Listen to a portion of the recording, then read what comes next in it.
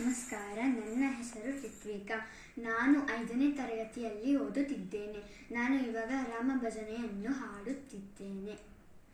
ರಾಮ ರಾಮ ರಾಮ ರಾಮ ರಾಮ ನಾಮ ತಾರಕಂ ರಾಮ ಕೃಷ್ಣ ವಾಸುದೇವ ಭಕ್ತಿ ಮುಕ್ತಿದಾಯಕಂ ರಾಮ ರಾಮ ರಾಮ ರಾಮ ರಾಮ ನಾಮ ತಾರಕಂ ರಾಮ ಕೃಷ್ಣ ವಾಸುದೇವ ಭಕ್ತಿ ಮುಕ್ತಿದಾಯಕಂ जानकी मनोहरं सर्वलोकनायकं जानकी मनोहरं सर्वलोकनायकं शङ्करादिसेव्यमान पुण्यनाम कीर्तनं शङ्करादिसेव्यमान पुण्यनाम कीर्तनं राम राम राम राम राम नाम तारकं राम कृष्ण वासुदेव भक्ति मुक्तिदायकं राम राम राम राम राम नाम तारकं राम कृष्ण वासुदेव भक्ति मुक्तिदायकं वीरशूरवन्दितं रावणादिनाशकं